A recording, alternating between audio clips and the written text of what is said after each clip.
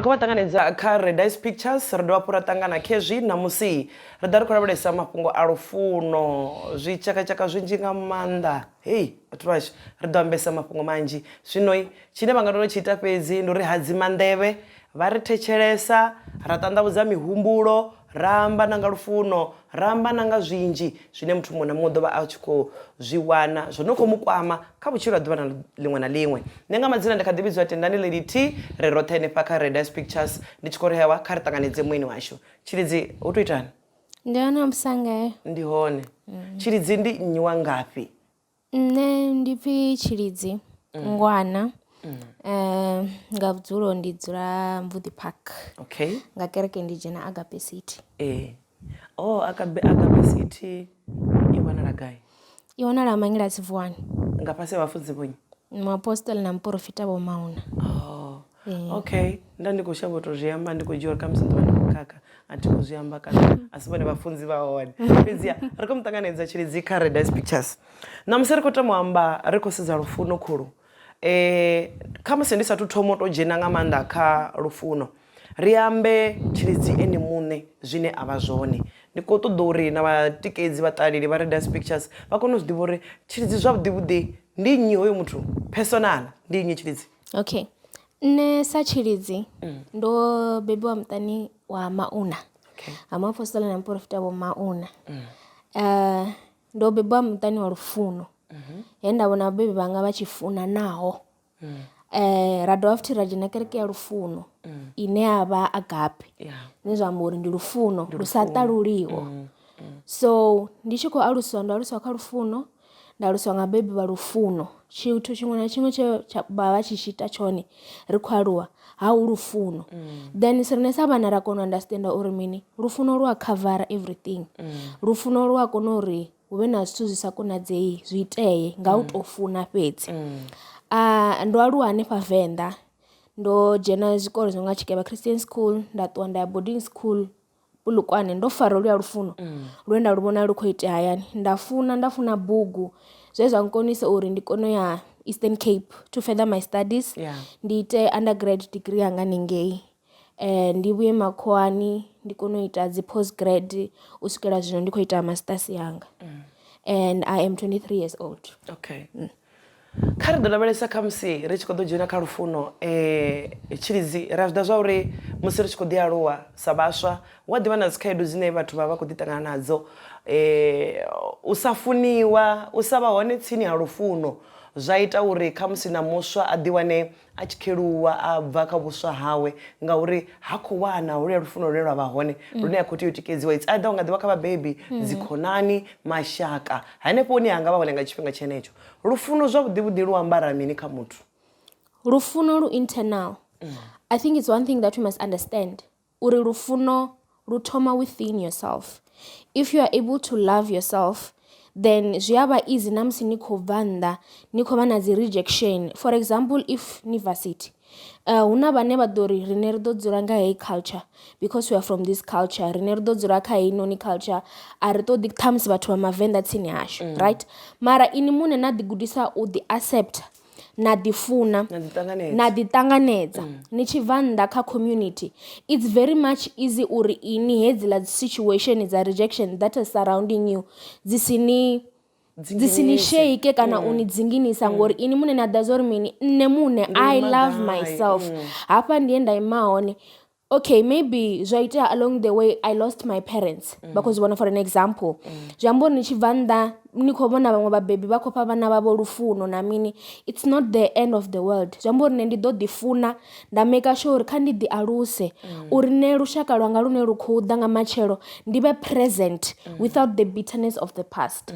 So lufuno zwavhuḓi lu internal. If you are able to conquer hela feeling ya internal uri I actually need myself before I need anyone else, then zwithu zwi vha easy nga maanḓa. Ndi nnyi ono tea u funiwa ndi nnyi ono tea u funa? Hey, muṅwe na muṅwe a hu nori ndi 50-50 kana ndi mini. Muthu muṅwe na muṅwe u fanela u funiwa. A hu nori ndi kha circumstance hani kana mini. Ne ro aluwa ri khou fuwa vhathu nga ngomu muḓini. Mukegulu vha tshi vhuisa vhathu vha tshi eḓela fhaḽa havhaḽa vhathu vha ṱamba arali hu vhana vha naka vha fana na riṋe zwine zwa vha zwi khou amba uri a ni tea u thoma na vha na reference yori Lady T ndi nnyi kana u bva gai ini zwi amba uri arali ni na holuya lufuno lwa internal lu a ḓisumbedza kha muthu muṅwe na muṅwe so muthu muṅwe na muṅwe u a nyaga u funiwa muthu muṅwe na muṅwe u a tea u funa kha ri lavhelese khamusi in general lufuno lune ra nga ḓivha ri tshi lu ṱoḓa ri tshi lu nida it's either dzikhonani nga maanḓa khamusi na mashaka vhane vha vha mashaka vha tsini na wana lufuno lu siho nga nḓila ine no vha ni khou expecta sa mashaka no vha ni khou expecta sa vhabebi no vha ni khou expecta sa vharathu na vhakomana na ḓiwana ini no no vha thungo lu siho hafha vhukati afho fhethu arali ni ri tshi khou tshila ri vha ri khou ṱavha mbeu ḓe kha lufuno lone lune ri tshi lu sedza sa mashaka na dzikonani ndi uri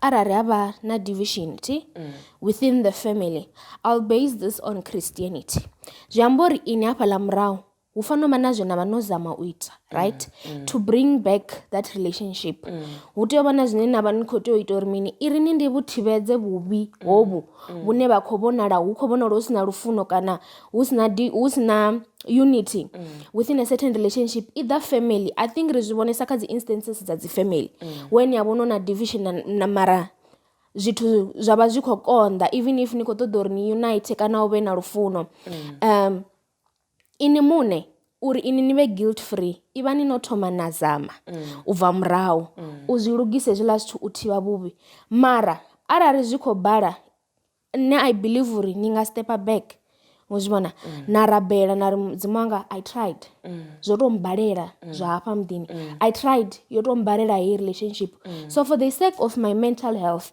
I will step back and let God be God ngori una situation dzine you can't force love sometimes kha vhaṅwe vhathu they just don't want it they reject it so ini stepani back no ḓivha zwo ri mini I tried at least I tried zwino ndi khou ri mini mudzimu let your will be done kha hei situation if for example they come back to you embrace them with love ni sa vha humbudzi zwithu zwo iteaho murahu mara kha ri lavhelese arali ni zwo ralo ri tshi khou amba nga lufuno lwo ralo ri a zwiḓivha zwo ri lufuno a lu ḓi ṱoḓeli zwalo bivhili i ralo ndi lufuno lune lu ambara zwoṱhe naho hu tshi khou itea mini kana mini kha ri ḓo lavhelesa lufuno kholu lune ndi khou lu nida ndi khou lu ṱoḓa mara ndi tshi sedza fhethu hune nda vha hone nda wana zwo kha musi vhathu vha hone a vhaho khazwo kana a vha khou ṱoḓa u ḓiwana vha tshi khou dzhenelela khazwo ngauri kanzhisa ri amba ri tshi khou sedza lufuno lune zwi thoma muṱani zwi thoma hayani hanefha nga ngomu na wana hu sina na muthu na muthihi ane a vha uri u khou tea u sendela tsini na ini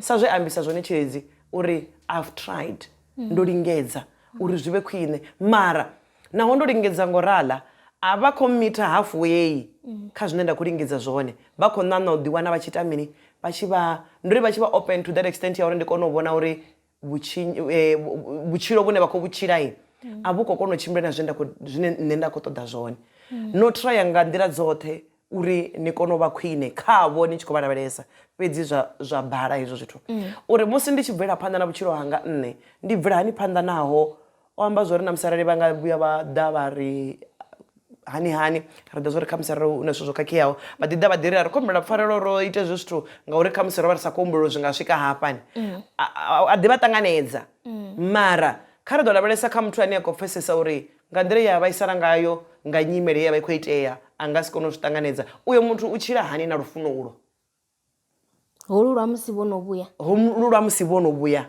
I think it's important afho fhethu ndi u hangwela right often people say that I do forgive but I do not forget. Yeah. Right. Ndo vha farela mara athongo hangwa. Athongo vha hangwe. Nduri athongo hangwa. Ndo vha hangwela mara athongo hangwa. It means that it's at a point where zoba traumatizer kha situation na muhumbuloni wabo. Ela situation yo ba traumatizer lune they wouldn't even want to give 100% of their love away again because of that situation yo iteaho, ne?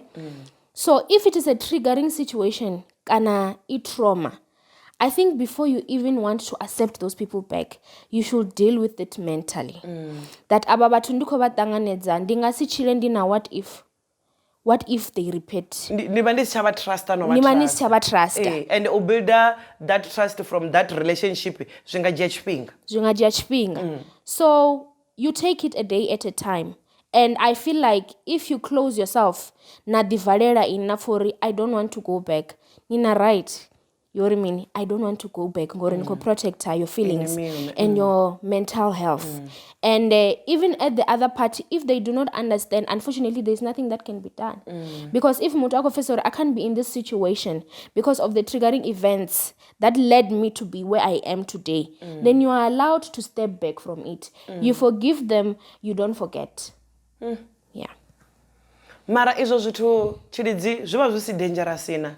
Kha musi let's say zwezwo ri tshi khou ḓi amba ri tshi khou ri ndo vha farela mara a thongo hangwa. Kha muthu ane a khou vhudziwa izwo zwithu a zwi vhi dangerous khaye kana kha nṋe muṋe a thi vhi ndi khou ḓi fhaṱela lubondo afha vhukatini lune tshiṅwe tshifhinga nda u ḽa kana ane nda khou mu farela ndi tshi mu vhudza uri ndo mu farela mara thongo hangwa a ḓo balelwa dovha vhuya ḓa vha na communication na nṋe kana nṋe muṋe nda ḓo dovha nda balelwa u vha na communication naye uḽa muthu na a thi vhi ndi khou ḓi fhaṱela lubondo hafha fhethu. I think ungaba uko di patela rubondo. But as the adults, communication has to be clear. If I'm saying that I do forgive you, I do forgive you. But to a certain extent that I can't be part of specific events that happen in your life. Unfortunately, the reality of being an adult, you understand what I'm saying? It's not like when you're a child, udoni ruangapo, the following day, niko chimira nothing kwa shikoro na mini, as easy. So sometimes you forgive them, but you decide to step back, which can personally, I don't see a problem with stepping back.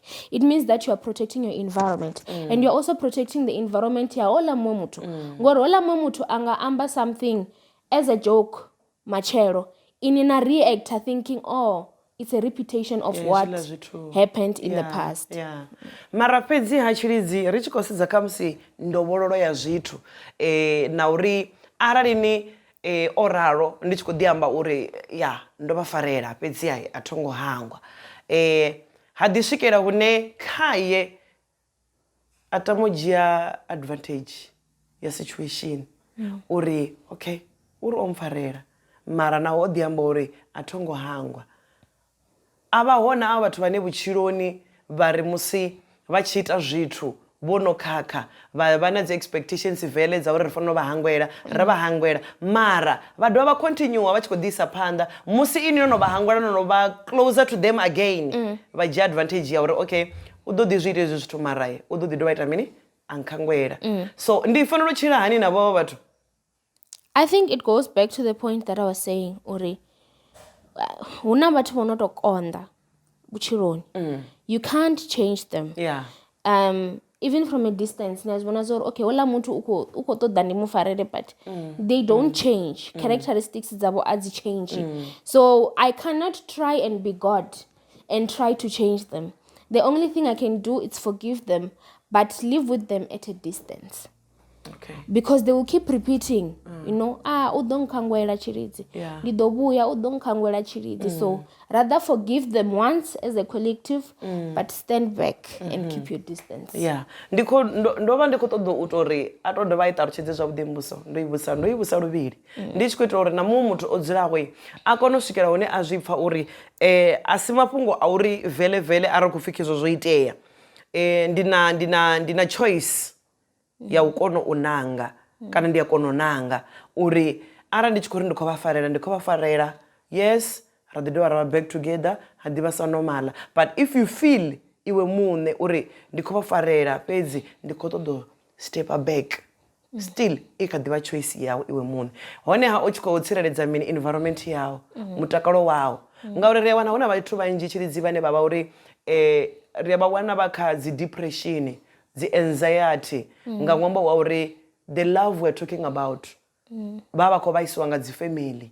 and vha songo expect u fhirisa muthu wa nnḓa ra wana houḽa muthu a tshi vha na depression zwi songo tsha tea no tea and zwi si necessary mara nga ṅwambo wa uri vhone vhaṋe vha tshi khou ita zwithu zwine khazwo zwi dovha zwa sia ino no khou iteliwa ni tshi vha muthu ane khavho no sendela kule na bva hezwi no bva ni si tsheho tsini navho vha dovha vha ṱoḓa u ḓivha uri ndi nga mini tshi khou sendela murahu khavho ri tshi khou zwi ambiswa nga mini nga lufuno lune ra vha ri khou sedza nga maanḓa around the family kha ri ambe nga dzi siblings Tshilidzi ra vhuḓa zwa uri hu na vhathu vhanzhi vane nga tshino tshifhinga ri tshi khou amba ngorali vha miṱani a vha nnḓani nga nḓila ine vha vha ngayo vha swikela hune khamusi vha pretendelana ni tshi ḓivha vhana vha mme muṅwe a ḓi soko ri khamusi u khou ḓi amba na dzikhonani dzawe nṋe u ḽa u soko amba rathu wanga mara zwithu zwine itisa zwone a thi koni u tshimbilelana nazwo so ri khou ṱoḓa u amba ri tshi khou sedza kha vharathu na vhakomana Tshilidzi uri na lufuno lu fanela u vha nga nḓila ḓe kha vhana vha mme. I think lufuno lwa vhana vha mme it's a bit different than lufuno lwa mungana. Yeah. And I mean because it's close. You are related nga maanḓa. Especially when you are sharing the same mother. Mara your siblings are still counted as human beings. Jambori, if they are creating a space for you, you don't feel safe, you feel hurt, and it's a continuous cycle. There is no need uri ni force that relationship because they are your siblings but they're still human beings. Human beings can decide otherwise any day, any time. And the conflict is arise, you don't know what's triggering them. Those conflicts because as fana ya mngana wambari Tshilidzi no mbaisa ngauri nauri vana va mme most of the time when I check you cannot even establish uri where did this thing stem from kana ikova igai. But the same rule applies, I think personally. If mni bako fori baka space na vana va mme yavo chine it's not saving you kana chikova heta kana you are getting depressed and it's going to affect her mental health yabo, you also step back because you can't force the relationship ngori hoyu ndi mwana wa miyanga achikoni vaisa continually or maybe ukoni amba na vhathu zwithu zwine anifesesa uri zwo bva gai. So until nabo vachi decide or let me grow up communicating him zori Tshilidzi no mbaisa ngauri nauri this is the way that I think this can be solved. You step back and protect your mental health because remember mutu una you only have one heart and one life and you cannot replace that. It doesn't matter if Nukuri I want to sacrifice it for my siblings. No. Ashikonaze kharembe nga growth waluwa na udidiva iwe mune uri musi ndi tshikwaluwa nda dovha nda didiva ndi fanela tevhedza mini kha kutshilele kwanga udidiva ndi mini.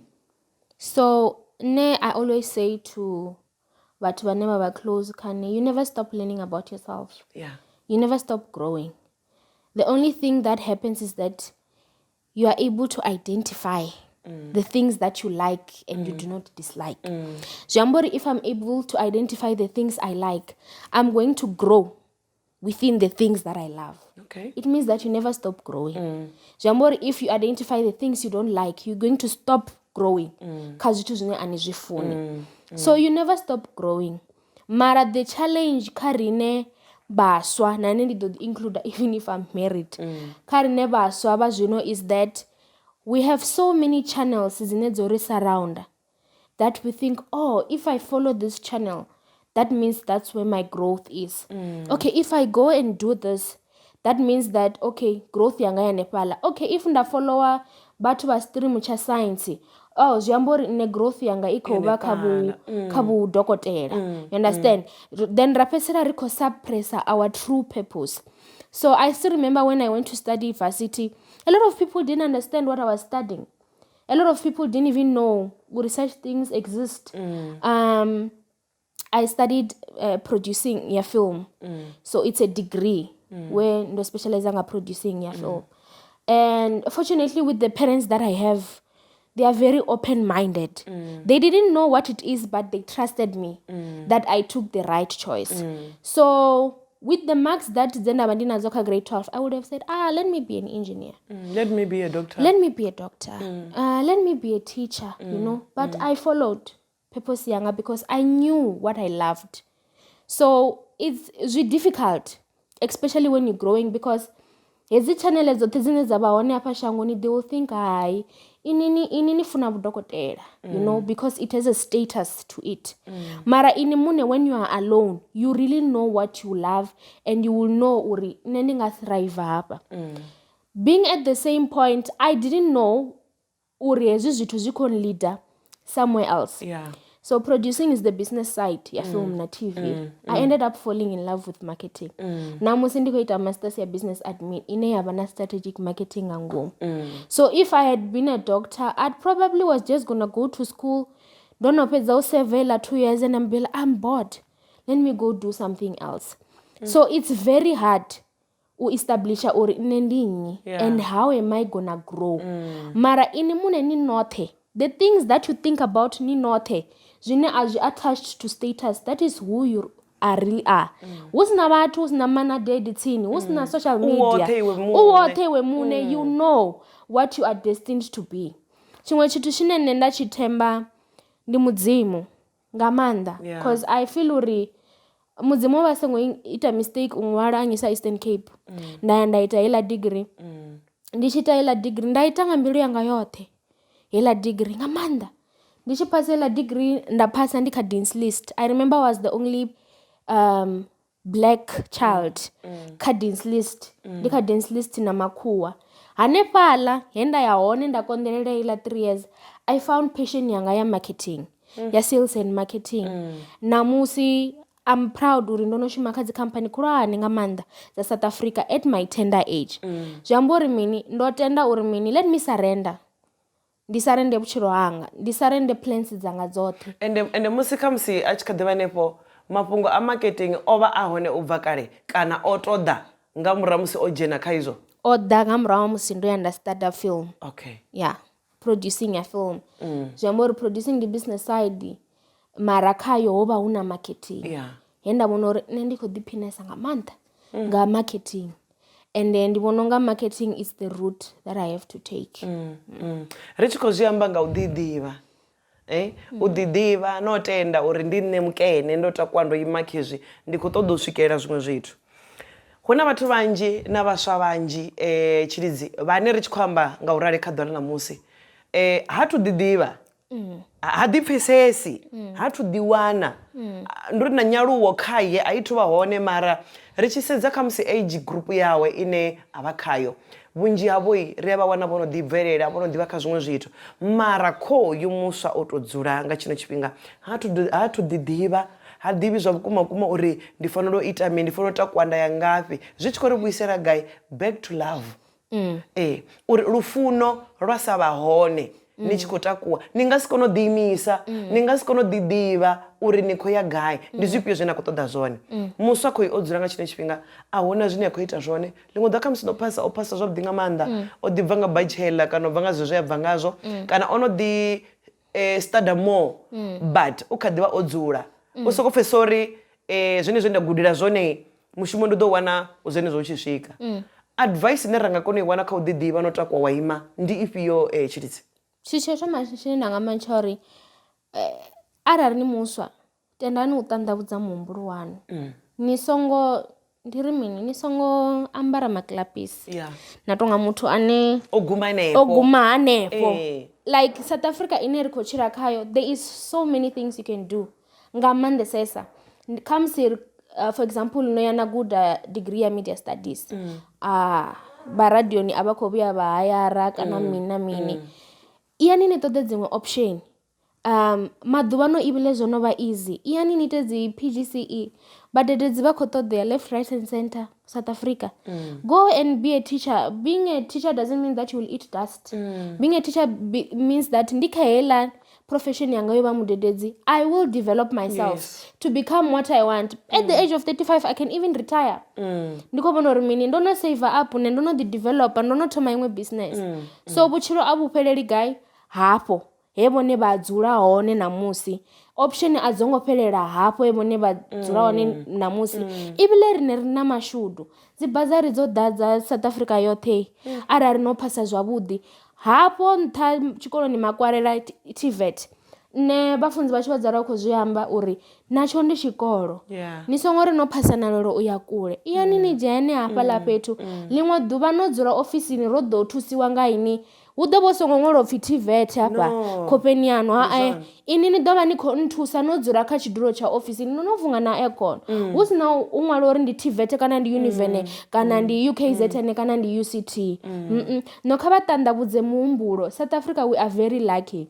I always say that hu na dzi channel nnzhi arali hu si dzi TVET ndi avho vho shuma nga zwanḓa hu si u shuma nga zwanḓa hu na dzi option dza dzi teaching dzi bazari dzo vulea. Zwino tshiṅwe tshifhinga ndi u bva hafha usa ṱoḓa u humbula usa ṱoḓa u humbula no ṱoḓa u dzula u khou humbuleliwa sa muswa. Nṋe ndo fhedza iḽa degree ya film mbo ḓi approacha zwifhinga zwa COVID na zwi vhona zwo uri SABC na mini they're not gonna hire us at this point. Nda ita postgrad diploma ya marketing.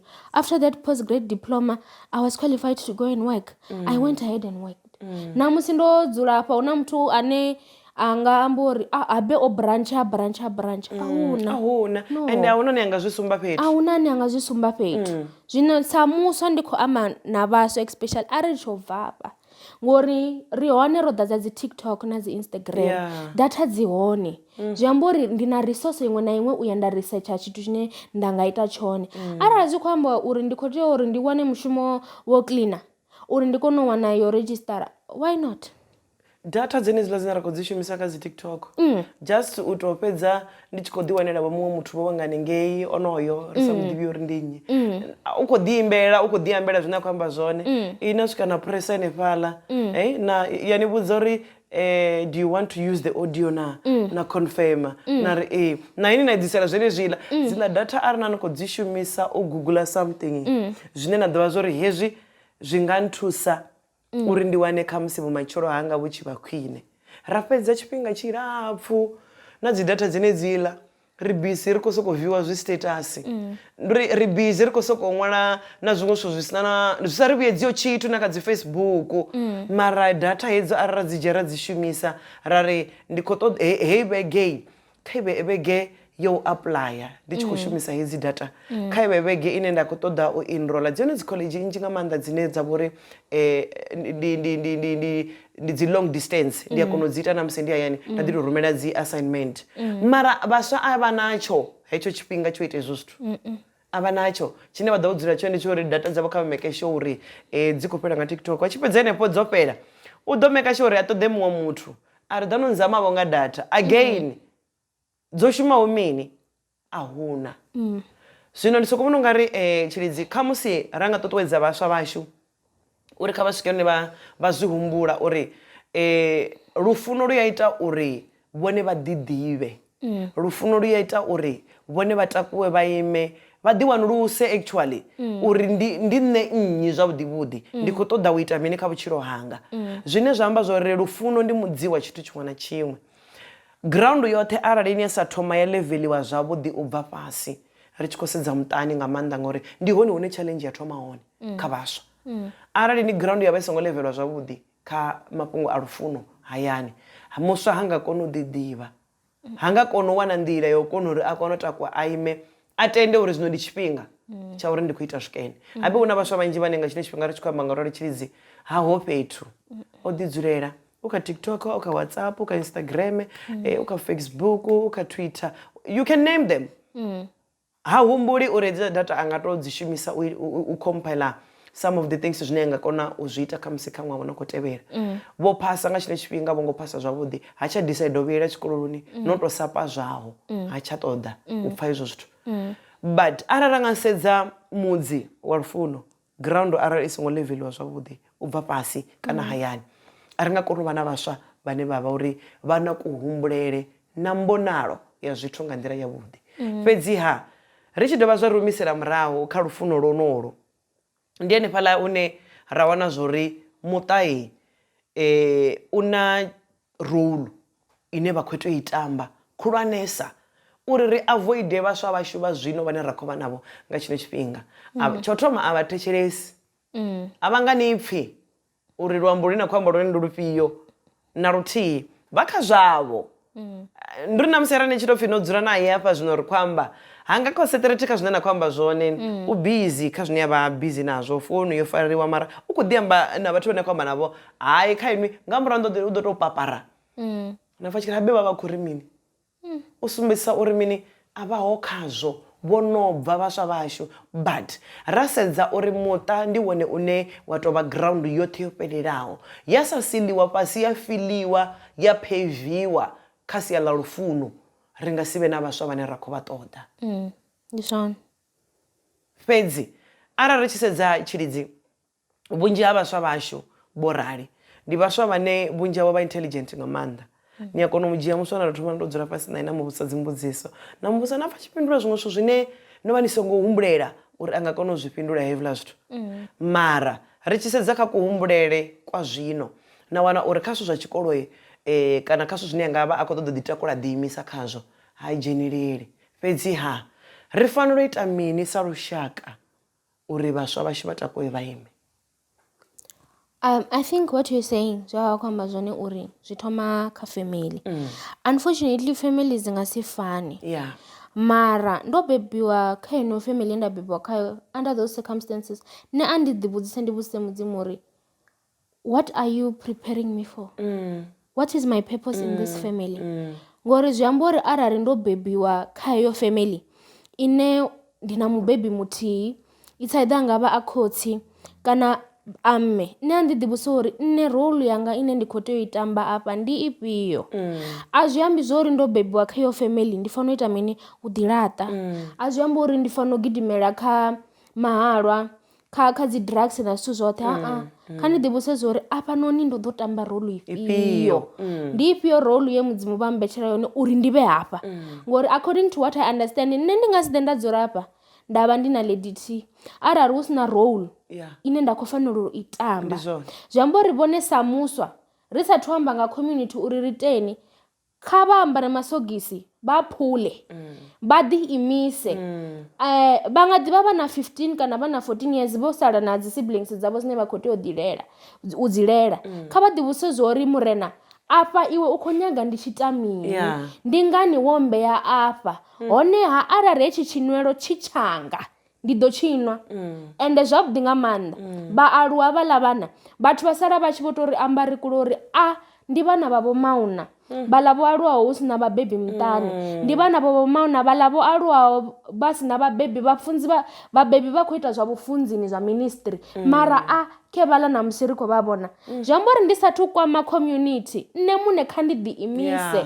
Tshiṅwe tshifhinga ndi ḓi ḓivhe, zwi ḓo require vhuṱungu tshiṅwe tshifhinga, zwi ḓo require sacrifice tshiṅwe tshifhinga, mara zwo luga ngori ndi tshinwelo tsha season yeneyo. Zwi amba uri a zwi nga dzuli zwo ralo, a zwi nga dzuli zwo ralo, zwi ḓo shanduka. Vhathu vha tshi tori ndi vhaḽa vhe vha vha vha tshi khou dzula kha one room vha vhaṱanu. Zwi amba uri mini, nṋe kha ndi make sure uri hezwi zwine vhathu vho ri labela zwone sa family uri ndi zwisiwana hafhaḽa muḓini, nṋe kha ndi make sure uri zwi amba uri role yanga ndi u shandukisa heyi situation i re afha.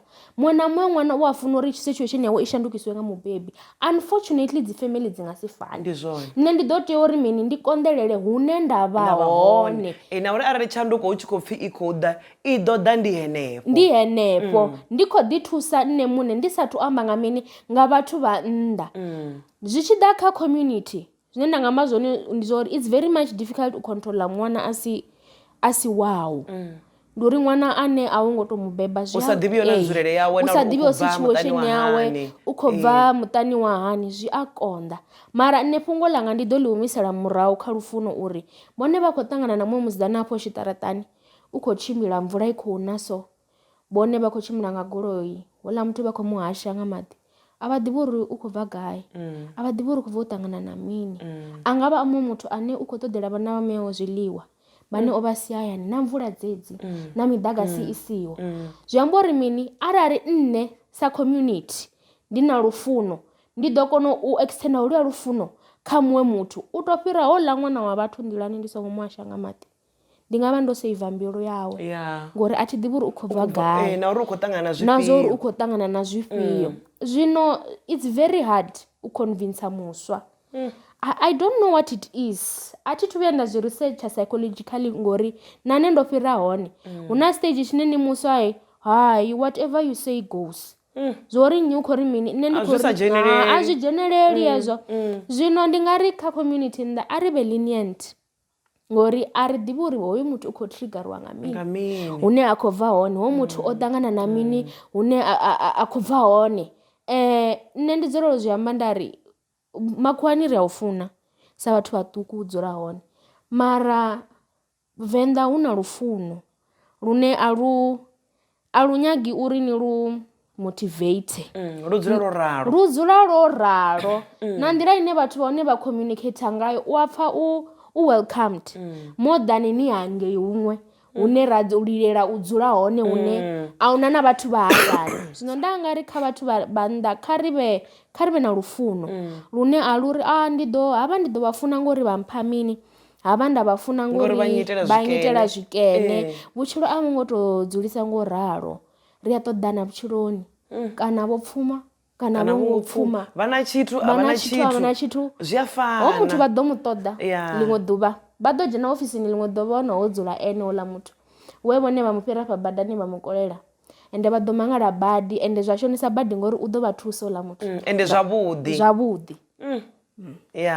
zwi amba zwori na community yashu yo rali nayo i na mushumo muhulwanesa zwi tshi ḓa kha lufuno i si to dzhia zwithu ya soko zwi litsha zwo ralo kana ya litshedzela o amba mafhungo a vhuḓi nga maanḓa uri na musi arali khou ri pfhi ndi khou ṱangana na ṅwana a thi mu ḓivhi uri u bva gai thi ḓivhi kutshilele kwawe thi ḓivhi nzulele yawe uri u khou tshilisa hani mara kha ri lingedze nga nḓila dzoṱhe sa community na muthu muṅwe na muṅwe na hu sa khathali uri ndi ene nnyi ri lingedze u fhaṱa lufuno nga nḓila yo teaho ngauri matshelo a thi ḓivhi ḽa matshelo uri matshelo ḽi ḓo tsha ḽi nga tshivhumbeo ḓe ni a wana no ralo ro vha ri tshi khou ḓa kha iḽi fhungo ngauri ro vha ri tshi khou kwamana na mafhungo a dzi siblings ni a wana no ralo ri murusha mukomana ndi Lady T na Tshilidzi Tshilidzi u ḓi dzulela u sala murahu Lady T a tshi ita zwenezwo zwine a khou ita zwone zwo no khou vhaisa Lady T a si ḓivhe uri Lady T matshelo mudzimu wo muvhetshela zwifhio zwine zwa nga kona u dovha zwa thusa naye Tshilidzi o ralo mara aim khulwane ya Tshilidzi i ya uri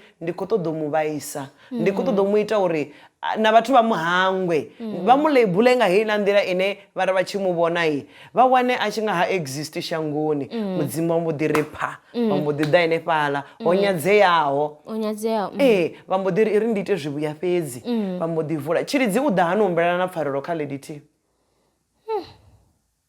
ndi khou amba uri ri tshi khou sedza heyo nyimele in general u ḓa hani humbela pfarelo kha Lady T ngauri ra sedza nga nḓila ine mudzimu vha ita ngayo zwithu a vha zwi iti nga nḓila dzine riṋe ra vha ri khou elekanya ngadzo and a si zwine riṋe ra funa vha tshi itisa ngazwo zwi funiwa nga vhone vhaṋe mudzimu vha vhoṱhe ende vha zwi ḓa zwa uri Tshilidzi o rala kana Lady T o rala ndo mu vhetshela zwifhio tshihodoni tshawe ende zwo no khou ya khaye lini nga tshifhingaḓe nga itsho tshifhinga hu tshifhinga tsho ri zwi swike Tshilidzi u kati u murahu u khou sala Lady T murahu ndi uri u kati a sa zwi ḓivhi zwa uri matshelo tshifhinga tshiḽa tshe mudzimu vha vhea tshone tshi khou swika uyo humbela hani pfarelo kha lufuno lwe a ḓo lu misuse hafha nḓilani instead ya uri a sendele tsini naye ni kuvhatedzane dzi pfarelo ni humbelane dzi pfarelo zwithu zwi pfuke mara khaye ngauri ene u khou vhona zwithu zwa tshifhinga tshenetshi ha khou vhona zwithu zwo no khou ḓa matshelo uyo humbelani pfarelo kha Lady T Tshilidzi vha ḓo tea u ya vha humbela pfarelo mara vha songo expecta havho vho Lady T vha tshi humela murahu vha vha normal vha vha right navho ngori vha vha vhaisa a si zwone vha ḓo vha hangwela vho Lady T vhone vha tea u humela murahu vha mila pride zwine vhathu vhanzhi I've realized zwi a vha konḓela u humbela pfarelo it's difficult nga maanḓa and I think ndi ngauri once you ask for forgiveness ni a zwi pfha zwa uri hu na weight ine yo bva hafha mashadani yanga I think that's why it's difficult u humbela pfarelo mara vha ḓo tea u humbela pfarelo mara vha songo expecta dzi miracles kha relationship vha songo expecta ngori vhone zwino vho no vhuya vho no dzika zwithu zwi vhe normal zwi nga ḓi change forever mara tenda vhone vho ṱanzwa luvalo lwavho vha ita mini vha humbela pfarelo mara always have room yori mini hey relationship it won't be the same nazwo ya vha izwone zwi si khou amba uri kha musi heiḽa iṅwe phathi ya ngo vha farela mara muthu a vhathu no ḓi ḓowela u minda business yawe ha tsheho khavho ende zwi swikela hune zwa dovha zwa dzhia relationship heiḽani isi tsheho fhethu na vho wana zwi tshi vhonga hu na muṅwe o no khou tea u sacrifice uri muṅwe a kone u tshila ndi zwone and I don't think it's normal. Ahuna muthu ane a tea u sacrifice muṅwe muthu uri abe happy. No, a zwi normal uri mne ndi tori mini ane ndi khou sacrifice vhutshilo hanga hoṱhe. Vhutshilo hanga hoṱhe ndi a Vho Ngwana zwino ndi khou tou sacrifice havhaḽa mukala wanga ndi uri ndi ndi khou tea u ḓiprova nga iṅwe nḓila ndi fanela u ḓiprova uri vele ndi khazwo. A ni tea u ḓiprova. If it starts by you proving yourself, then it's wrong. You don't have to prove yourself. In any relationship, you are able to keep your individuality, but still be in a relationship. Yeah. Ri tshi khou dovha ra dodombedza heḽi ḽa uri muthu una choice. Ndi uri na musi arali anga tou pfhi mini kana mini u ya nanga zwine iwe muṋe wa khou vhona uri hezwi zwi ḓo thusa nṋe muṋe, zwi ḓo thusa environment yanga, zwi ḓo thusa mutakalo wanga musi ndi henefho hune nda nga vha ndi hone nga tshifhinga tshenetsho. Ri tshi khou amba nga lufuno fhedzi lune lufuno lu ya ṱanganyisa vhathu. Lufuno lu ya dovha lwa ita uri vhathu vha fhandekane ngauri huṅwe ni a wana ndi tshi vho tou funa more mara vhathu vhane nda khou vha funa vha sa khou bringa back the same favor.